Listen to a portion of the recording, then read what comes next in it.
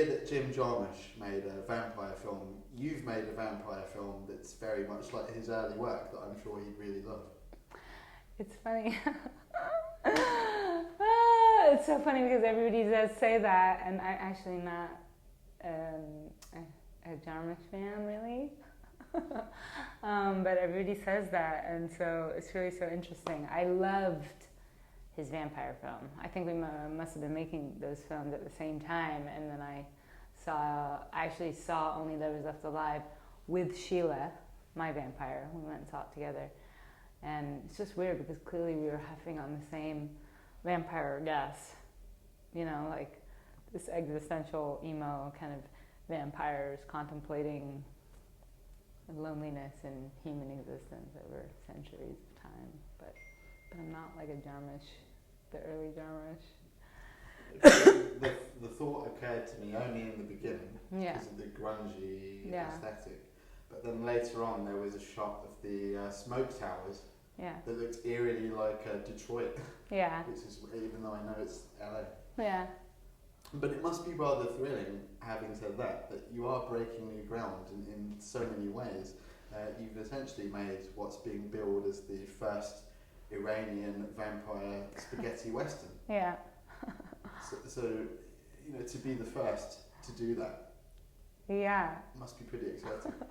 I don't know. I just I know it's the first Iranian vampire film, so yeah, I guess that's interesting to do that. But I think there can be vampires from everywhere. And then one day when we're living in space in pods, there will be vampires, and they're like in pods floating around. And yeah, vampires are limitless, I think. But I never really think in terms of doing the first. It's dangerous to think like, I think everything's been done. Maybe there is, in a bizarre alternate universe, there is already another Iranian vampire spaghetti western. in space. In space. You just haven't seen it yet. Yeah.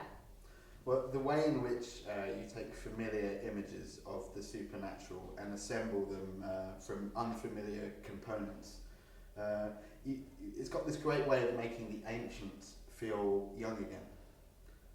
Cool. And I'm wondering how careful a construct that is, whether you're conscious of it, all these different sources that you're pulling together to make the old new. Yeah, it's weird because there is like, I guess, old classic vintage stuff mixed with like cell phones and flat screen TVs, and then you have 57 T-Bird and James Dean, and yeah, it's a mix of things. But I think in the beginning I was looking at a few films that I was compositing the style and the feel for the film, and it was Coppola's Rumblefish was one of them, and then Once Upon a Time in the West and Wild at Heart. So I think what's so cool about a film is that there really are no rules. It's like, it can be as weird as a dream, and a dream is, you know, just full of weird shit that you just accept, and it's totally normal. Like, every single person has dreams that are so weird, but it feels completely normal, and I think a film can be as weird and limitless as a dream. It's really quite why I love David Lynch, because I feel like his films are like living inside of a dream, and it's just like constantly surprising and weird, and you don't know what's around the corner. Well, Arash's character, this teenage rebel, he's kind of part James Dean, part Billy Fury. There's even a bit of Johnny Depp in Cry Baby. I love that movie. That I saw there. But of course, you've twisted it again. He's the first rebel of that mould, a rebel with a cause, because he has. What's his cause? His cause is his drug addict father. Oh, right.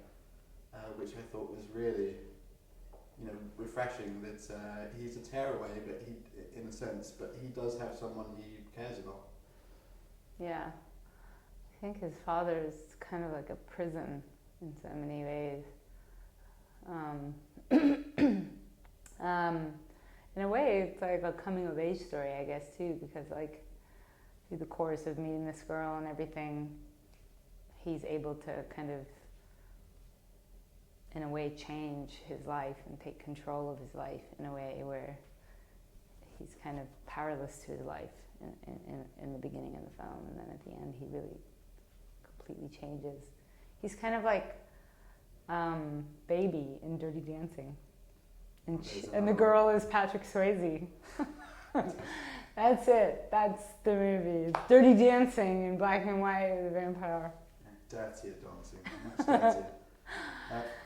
Gypsies feature heavily in quite a lot of vampire fiction, and the minute the opening titles started, I was very much sold on this, because you have this great gypsy music that just immediately pulled me into the kind of sonic layers of the world. And as you said earlier, it's this mix of, I don't know where you got unearthed half of this stuff from, but then some of it is very contemporary as well. So can you talk about the mix of that, and also between score and soundtrack? Yeah, you mean with the music? Mm-hmm. Yeah, the music was all, I picked all the music ahead of time when I was writing the script. The music was part of the writing process. It was like a character in the film very much. And nothing was scored, actually. Even all the Federale songs, the kind of spaghetti western, Ennio Morricone-esque music that is throughout the film, those songs already existed. I met Colin from the band. He's one of the guitar players for a band called Brian Jonestown Massacre. And I was at their show and I met him, and he was telling me about the side project. And it's this dark kind of melancholy spaghetti western music, and I was telling him I was doing a vampire western, and it was like this perfect meeting of things that came together. And when I listened to his music, I was like, this is the sound of the film and the town, and the story was Federale, and it kind of became like the musical spine throughout the film. And then each of the other characters and kind of storylines had a music that was indicative of that character. So like the pimp has this kind of dark, crunchy, lo-fi, like dirty techno.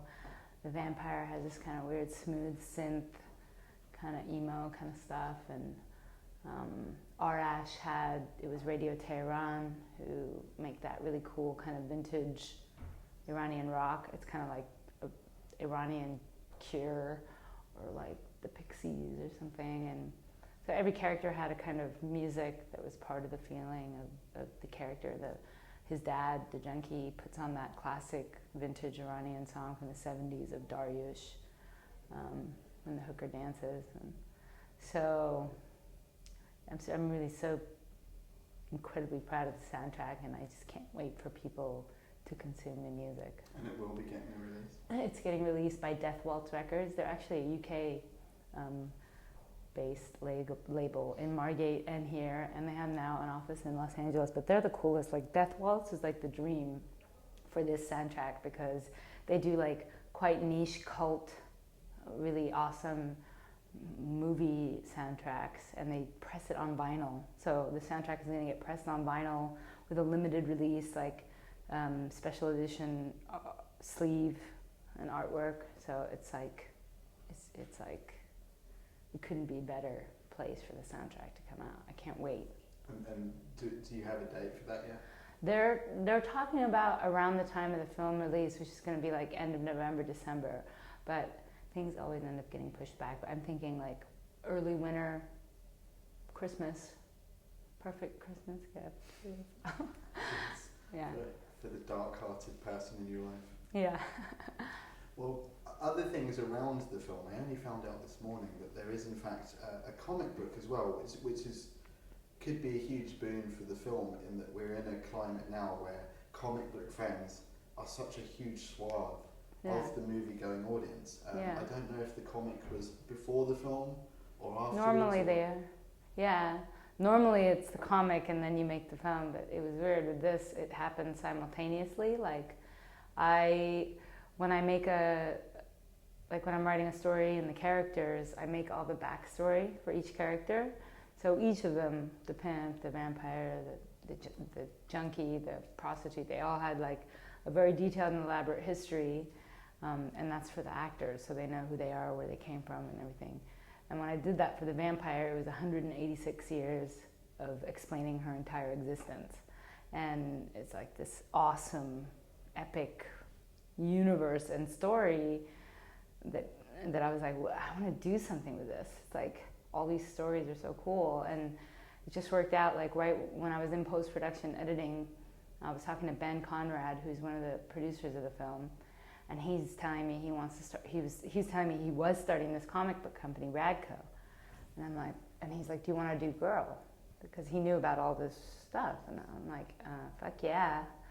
So, and like that was it. Then we picked the artists together. We found Michael DeWeese. He's in New York, and it's awesome. I love the way he draws. It's amazing.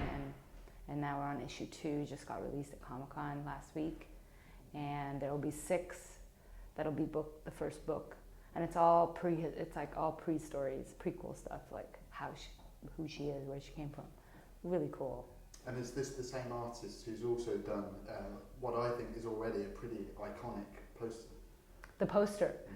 It's awesome, and it's from Michael. That was one of the options for the cover for the first issue of the comic, and we ended up, and we were like, we picked something else, but that was like, it was like the best, and we were like, let's use that for the movie. So it was like, yeah, amazing. A good movie poster is like, people don't do them anymore. Movie posters are like, so lacking in imagination. They're like, it's like there's 5 movie posters. It's like they do one for war movies, one for pop movies, one for romantic comedy. They always look the same. It's just like, movie posters used to be. I can picture the Back to the Future movie poster. It's like, and for each one, it was like him getting out of the DeLorean with the smoke and like that cartoon, and like, yeah. The Drew Strausen days are well and truly over, I think. What's that? Drew Strausen, he did Back to the Future and Star Wars. Did he? Yeah. All those, hand. Yeah, those are amazing. He's kind of the last of that generation. Yeah. No, it's like, but I thought Jonathan Glazer's Under the Skin was awesome, brilliant. I loved it. It's like, this is a movie poster. They happen, but it's hard because I think the distributors just want to put the faces of the actors and stuff, and some really bad tagline. And it's just like, just photoshopped floating heads. Yeah, exactly. It's just like.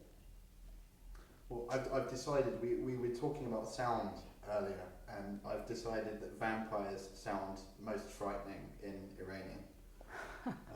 Really, really creepy. We should tell people that though it's based in LA, it's spoken in Farsi. And was there ever any pressure from the producers to maybe film it in English, or was this something you had considered? Not with the producers I ended up making the film with, Elijah Wood and Spectre Vision and Sina Saya, my producing partner, and the guys at Logan. The people that ended up being the team that made this film, everybody was like 100% on board. Before I got them, when I was talking to different people, there was people that were asking to do it in English, which is just like, it's just a stupid question. I mean, really, it's stupid. I can't think of a nice way to say it, because like if I was Polish and I was making a Polish fairy tale, it would be in Polish.